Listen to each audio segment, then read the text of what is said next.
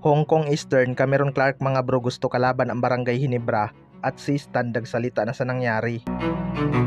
So nararamdaman na nga ng mga independent team ang lakas ng GIS team na Hong Kong Eastern mga bro. Expected na talaga na may ibubuga ang team na to laban sa mga independent team ng ating liga dahil alam naman natin ang quality ng kanilang apat na player na dati na rin naglaro sa Bay Area Dragons. Yung Hayden Blankley mga bro ay napakatulis pa rin ng shooting beyond the arc. Sa ngayon nga ay 2-0 na itong Eastern pero mukhang hindi pa daw ito ang totoong laban. Ayon kay Cameron Clark mga bro, alam niya daw na marami pang malalakas na team ang nakaabang sa kanila kaya kailangan nilang maging handa sa mga susunod pang laban. Isa nga sa mga pinakagusto niyang makalaban ang Barangay Hinebra dahil sa crowd. Hindi niya daw makakalimutan noong nilaglag siya ni Justin Brownlee sa semifinals noong nasa Inlex pa siya. Well, para sa akin mga bro, magiging magandang match up talaga tong Barangay Hinebra at Eastern. Siguradong dudumugin ng mga Hinebra fans ang laban na to.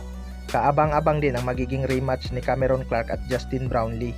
Sana maging 100% healthy si Justin Brownlee para mabigyan nila ng magandang laban ang mga fans. Hindi talaga basta-basta tong team ng Hong Kong Eastern mga bro. Nakita naman na natin ang quality ng kanilang starting unit. Tapos may kubilang pa from the bench. Sa kabilang banda naman mga bro, Christian Steinhardinger nagsalita na sa nangyari. Ito ang si Stan mga bro ay hindi na nagpapakita sa Tira Perma Jeep simula nung magkaroon ito ng injury. Dinamdam nga ni Stan ang pag-trade ng Barangay Hinebra sa kanya kaya nawala na ito ng gana maglaro. Alam naman nating nasa prime pa itong si Stan pero noong nalipat na siya sa Jeep ay biglang nag-iba ang kanyang performance. Kahit nakuha ng Tira Perma Jeep itong si Stan na isa sa mga halimaw na center, masasabi ko pa rin natalo sila sa trade dahil magiging free agent na nga itong si Stan.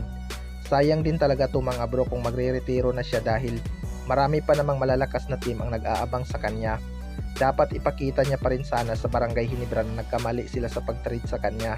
Pero ayon nga sa source mga bro, may chance pa daw talaga na ibalik ito sa Barangay Hinebra kahit nag-anunsyo na ito na magre-retiro na siya. Marami na ngang ganyang kaso sa PBA na nagretiro na pero bumalik pa rin sa paglalaro.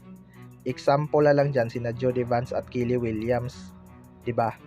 Pero nagsalita na nga itong si Stan mga bro, ayon nga sa kanya ay gusto niya daw munang magpahinga sa basketball kaya magre-retiro siya. Well, para sa akin mga bro, kapag hindi pa magkampiyon ang Barangay Hinebra ngayong season, malaki talaga ang chance na pabalikin nila itong si Stan. Malay natin drama lang talaga nila ang nangyayari ngayon dahil ilang buwan lang nag-expired na ang kontrata ni Stan pagkatapos matrade. Kayo mga bro, ano masasabi nyo tungkol dito?